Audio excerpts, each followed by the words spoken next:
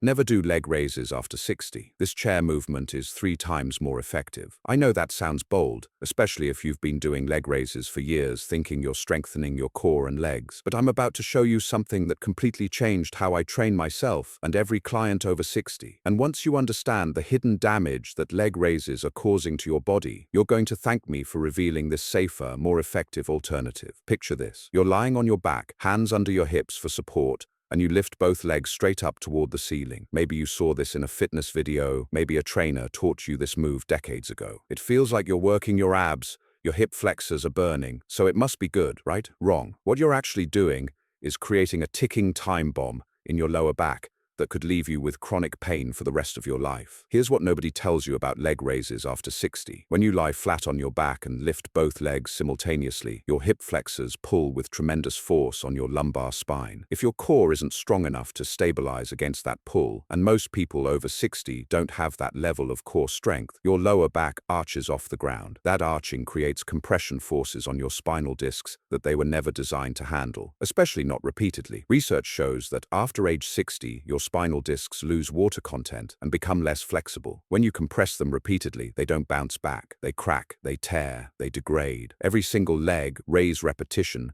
is compressing those already vulnerable discs. You might not feel it today, but the damage is cumulative. Eventually, it catches up with you in the form of chronic back pain, sciatica, or worse. I learned this the hard way 8 years ago. I was 58, training hard, doing leg raises as part of my core routine. I started noticing a dull ache in my lower back. I ignored it because it wasn't severe. Then one day, I bent down to pick up my gym bag, and my back completely spasmed. I couldn't stand up straight for 3 days. The diagnosis: early-stage disc degeneration made worse by repetitive spinal compression from exercises like leg raises. That was my wake-up call. I started researching alternatives, working with physical therapists who specialize in spine health. That's when I discovered the seated knee lift with hold. Let me walk you through exactly how to do this movement and why it's 3 times more effective than traditional leg raises. Sit in a sturdy chair with your back pressed firmly against the backrest. Your feet should be flat on the floor, hip-width apart. Place your hands lightly on the sides of the chair seat for minimal support. Now slowly lift your right knee up toward your chest.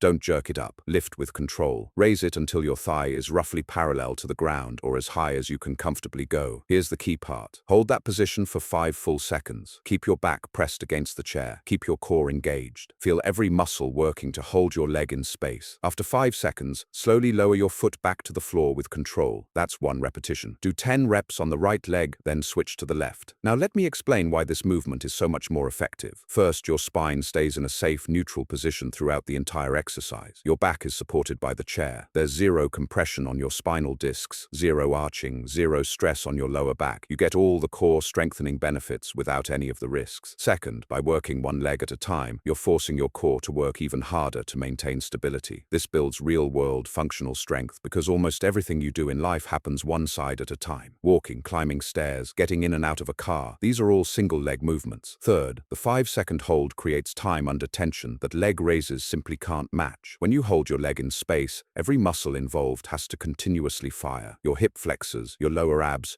your deep core stabilizers, they're all working maximally. Compare that to leg raises where momentum often carries you through the movement. A study from the Journal of Strength and Conditioning Research compared spinal loading between supine leg raises and seated single-leg movements. The seated version produced 60% less compressive force on the lumbar spine while generating equal or greater muscle activation in the target muscles. That's the difference between an exercise that slowly destroys your back and one that builds strength safely. Now, I know some of you are thinking, but I can do leg raises without any back pain. That's exactly what I said. The absence of pain doesn't mean absence of damage. Your spinal discs don't have nerve endings. You don't feel them degrading until they've degraded enough to press on a nerve root. By then, the damage is done. You can't regenerate disc material. Prevention is everything. Here's the progression system I use to maximize effectiveness. Week 1, perform 10 reps per leg with a 2-second hold at the top. Focus on perfect form, back against the chair, moving with control. Week 2, increase the hold time to 5 seconds. Week 3, increase to 15 reps per leg. Week 4, hold for 8 to 10 seconds per rep. This progression keeps your muscles adapting without ever putting your spine at risk. This movement dramatically improves your hip flexor strength and endurance, which translates directly to better walking, easier stair climbing, and reduced fall risk. Your hip flexors lift your leg with each step. When they're strong, you can step over obstacles, recover from stumbles,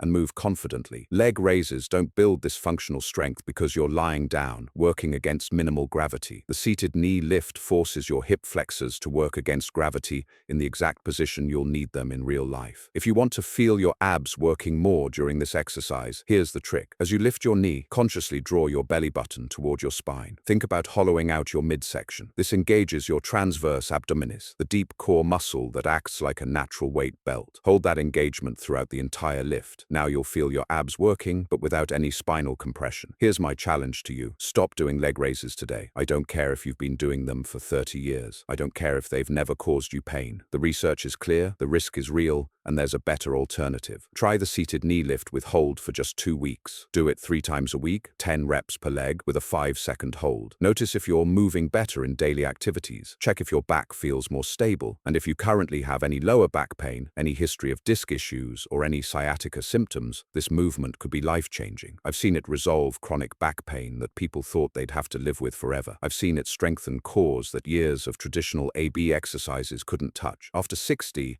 smart training beats hard training every single time. You can be strong. You can have a powerful core without ever risking your spinal health with movements that were never designed for aging bodies. Your spine is not replaceable. You get one. The seated knee lift with hold gives you everything leg raises promise: more core strength, better hip flexor function, improved stability, without any of the risks. So here's what I want you to do right now. Go find a chair and try this movement. Do 5 reps on each leg. Feel how it works. Notice what muscles are engaging. Your body will tell you immediately which exercise is more appropriate, and then make the permanent switch. What's your experience with leg raises? Have you ever felt lower back discomfort during or after doing them? Be honest in the comments below. And if you're ready to discover more joint-safe exercises that are actually more effective than the traditional versions, make sure you're subscribed, because next week I'm revealing the 5 worst ab exercises for people over 60 and the simple movements that work 3 times better. Your core strength and your back health depend on getting this right.